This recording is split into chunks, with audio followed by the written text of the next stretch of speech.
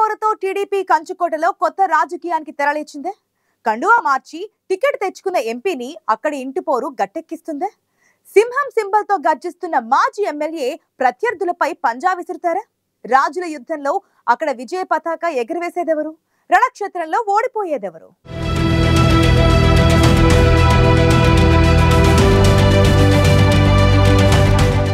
ఇంట గెలిచి రచ్చ గెలవమన్నారు పెద్దలు. కానీ ఎమ్మెల్యేగా బరిలోకి దిగుతున్న రఘురామకృష్ణంరాజు ఇంట గెలిచేందుకు చేసిన ప్రయత్నాలు ఫలించలేదట.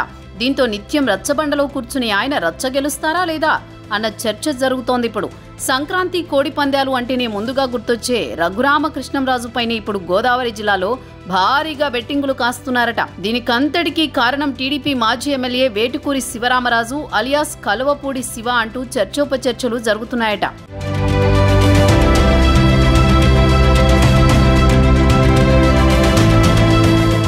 గురూజీ రామనారాయణ్ జీ ప్రపంచ ప్రఖ్యాత జ్యోతిష్యులు ఇప్పుడు మన హైదరాబాద్ లో ఎటువంటి సమస్యలకైనా తక్షణ పరిష్కారం చేయబడును. సంప్రదించండి 96651137 9000004357. ఉండిలో శివతాండవాన్ని టీడీపీ అధిష్టానం ఊహించలేదు. వాస్తవానికి కల్వపూడి శివ కరడుగట్టిన కార్యకర్త, ఎంతో సౌమ్యుడు. 2009లో కాంగ్రెస్ వేవ్లోనూ ఉండి నుంచి టీడీపీ ఎమ్మెల్యేగా గెలిచారు. 2014లోనూ పొత్తులో గెలుపొంది వినూత్న పోరాటాలు యాత్రలతో నియోజకవర్గంలో మంచి పేరు సంపాదించుకున్నారు.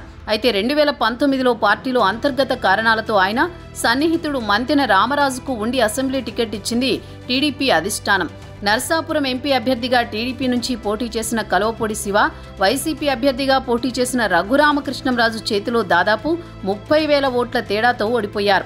ఈసారి ఉండి అసెంబ్లీ సీటు ఆశించిన కలువపూడి శివకు పార్టీ మొండి చేయి చూపింది. చివరికి సిట్టింగ్ ఎమ్మెల్యే మంతెన రామరాజు కూడా హ్యాండ్ ఇచ్చింది. రఘురామకృష్ణంరాజు కోసం నేతలిద్దరినీ పక్కన పెట్టింది.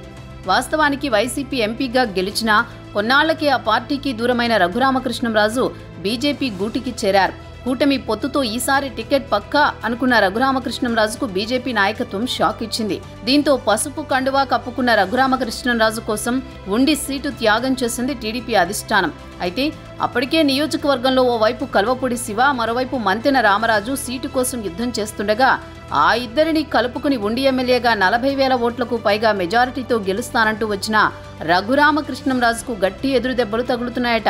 రామరాజును అన్ని రకాలుగా బుజ్జగించి అలకపాన్పు దిగేలా చేసింది అధిష్టానం. టీడీపీ జిల్లా అధ్యక్ష బాధ్యతలు ఇవ్వడంతో రఘురామకు మద్దతిస్తూ నియోజకవర్గంలో మరోసారి పసుపు జెండా ఎగరేసేందుకు కలిసి పనిచేస్తున్నారు సిట్టింగ్ ఎమ్మెల్యే రామరాజు.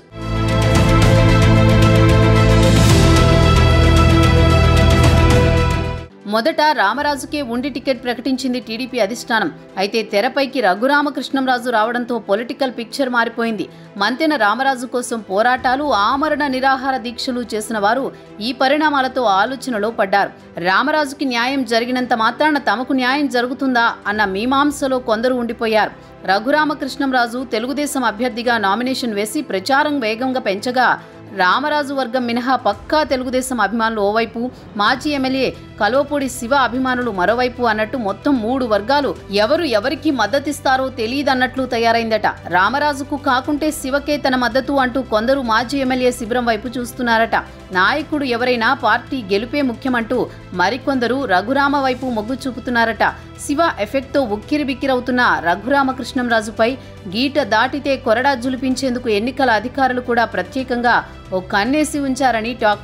ఉండి తెలుగుదేశంలో ఇంటిపోరు రచ్చకెక్కగా స్వతంత్ర అభ్యర్థిగా పోటీ చేస్తానని నెల రోజులుగా విస్తృతంగా ప్రచారం చేసిన మాజీ ఎమ్మెల్యే కలువపూడి శివ ప్రత్యర్థులకు సైతం షాక్ ఇచ్చేలా అనూహ్య రాజకీయానికి తెరలేపారు. స్వతంత్ర అభ్యర్థిగా కాకుండా All India forward black party మ్యాండేట్తో నామినేషన్ వేసి ఆ పార్టీ గుర్తు సింహం సింబల్తో ఎన్నికల బరిలో నిలిచేలా వ్యూహాత్మకంగా వ్యవహరించారు శివ. ముందు రోజు స్వతంత్ర అభ్యర్థిగా నామినేషన్ వేసిన శివ చివరి రోజు All India forward black party అభ్యర్థిగా నామినేషన్ వేసి రాజకీయ విశ్లేషకులకు ఊహకందని విధంగా వ్యూహం మార్చారట.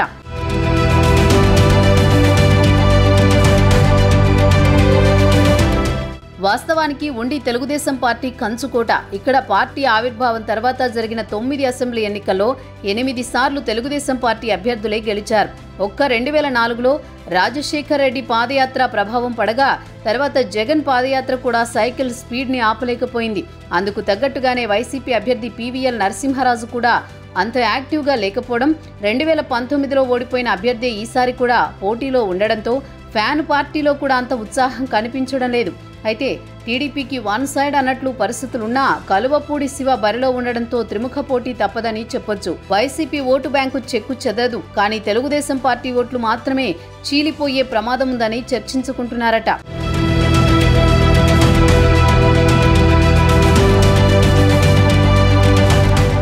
ఇంటిపోరు టీడీపీకి సవాలుగా మారితే 4 ఏళ్లుగా విమర్శలు, ఆరోపణలతో ముప్పు తిప్పలు పెట్టిన ఎంపీ రఘురామకృష్ణంరాజుని ఓడించడమే లక్ష్యంగా పావులు కదుపుతోందట వైసీపీ. దీనికోసం తెలుగుదేశం అసంతృప్త నేత కల్వపూడి శివని వైసీపీలోకి తీసుకొచ్చేందుకు అన్ని ప్రయత్నాలు చేసింది అధికార పార్టీ.